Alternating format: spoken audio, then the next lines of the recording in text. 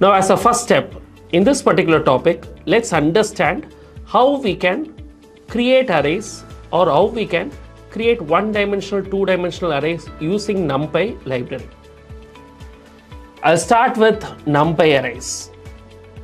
As I told you earlier, you can import libraries. You are importing Numpy library as NP. So you have created an instance of Numpy library, and then using that instance, you are calling array function to create the array. In this case, one-dimensional array you are creating by passing 1, 2, 3 as inputs. So A is equal to np.array 1, 2, 3 would create one-dimensional array. Now when you print A, you would be able to see the output coming out. Now you have got the output 1, 2, 3. Same way, can I create a two-dimensional array? The syntax remains the same. So I have already imported np as an instance of NumPy. I am using the same np dot array, and here I am consciously using 1, 2 within square brackets, 3, 4 again within square brackets. So it's a sign that I am creating a two-dimensional array. So ARR2 is a two-dimensional array that has been created using the same syntax np.array. Now when you print it, you can evidently see that as two-dimensional array. Moving on, let's access the different elements that are stored in the array. Now I want to print in array2 what is the element in 1, 1 position. I want to select the last element. Remember, I told you to access the elements, you have the array name, and within brackets you give the row number and the column number. That's exactly what I've done. 1, 1.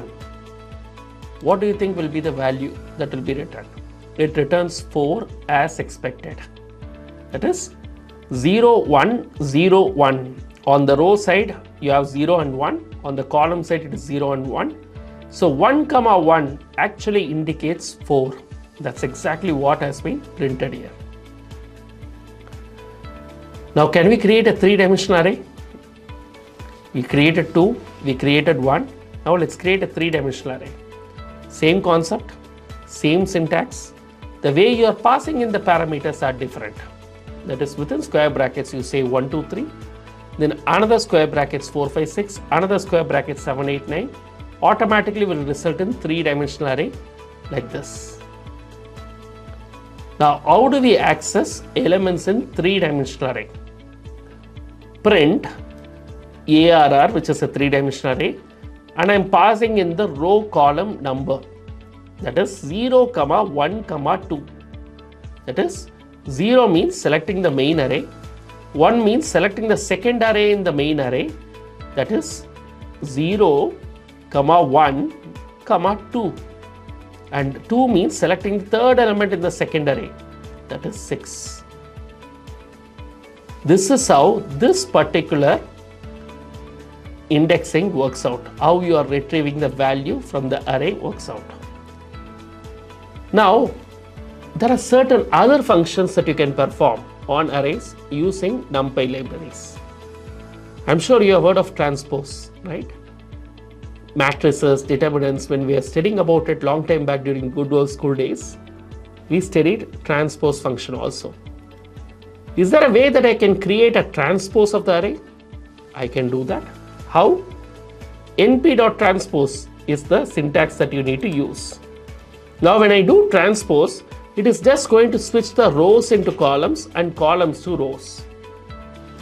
Like 1, 2, 3, 4 becomes 1, 3, 2, 4. This is what transpose means. Now there are other functions also that I can perform.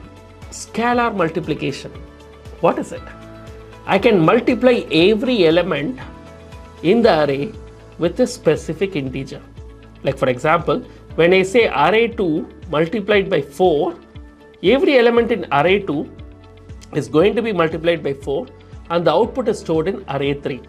So when I print it, automatically I'm going to receive this value of 4, 8, 12 and 16 because it is 1, 2, 3, 4 multiplied by 4.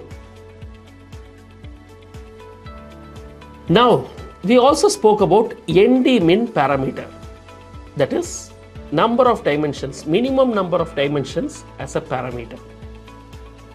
Now let's look at how we can use it while creating the arrays. np.array 1, 2, 3, 4, 5 ND-min equal to 2. That is, I'm saying minimum number of dimensions is 2. Now let's play and see how this array is created. So I've got an array with 1, 2, 3, 4, 5 as the elements in the array. There is also something called as D-type parameter. If you remember, I told you it's a data type.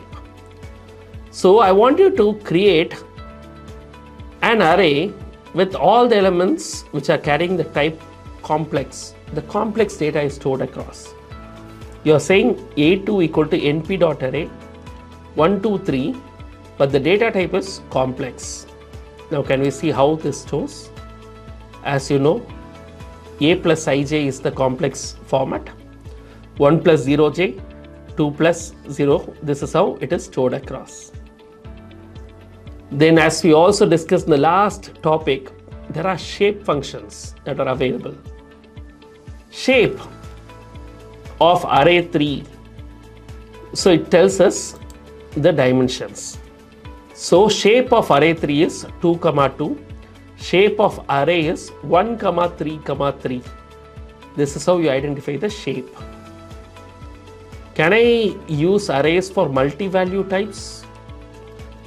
So I can do that. Like as you can see, np.array 1, 3, string. So numerics as well as the strings are put across in one array. Now when I retrieve it, A15 to 0, it actually retrieves yes. Are you able to relate? It is saying that access the first letter of the third element, which is string str. So it is retrieving the third element of the string. We also discussed about arrange SQL, if you remember. np.arrange 25. If I create an array using this, what will be the values? A3 will carry values from 0 to 25. 25 elements are there in that particular array. In fact, I told you start, end and the step can also be passed as parameters for arrange. Can we try that? Yes. Let's look at linspace. So linspace means 0, 50, 20, endpoint equal to true. That is the syntax for linspace. True parameter ensures inclusion of the last element, that is a stop limit. So when you print it, this is how the value comes in for linspace.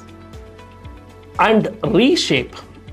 I told you reshape means you can reshape the array to the new set of rows and columns. So reshaping one dimensional to 5 by 5 matrix. What is the template? What is the syntax for it?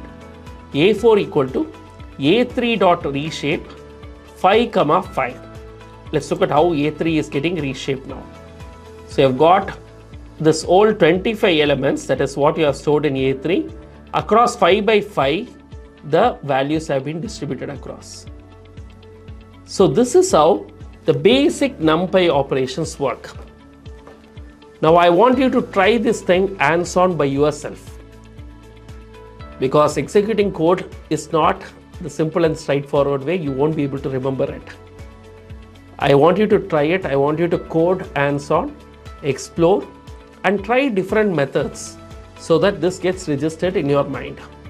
Because finally it boils down to the syntax and your understanding of the syntax parameters and the outputs that you might get by using these functions. We'll see again in the next topic, where we will deep dive one level more to understand the indexing and the slicing of these arrays using NumPy library.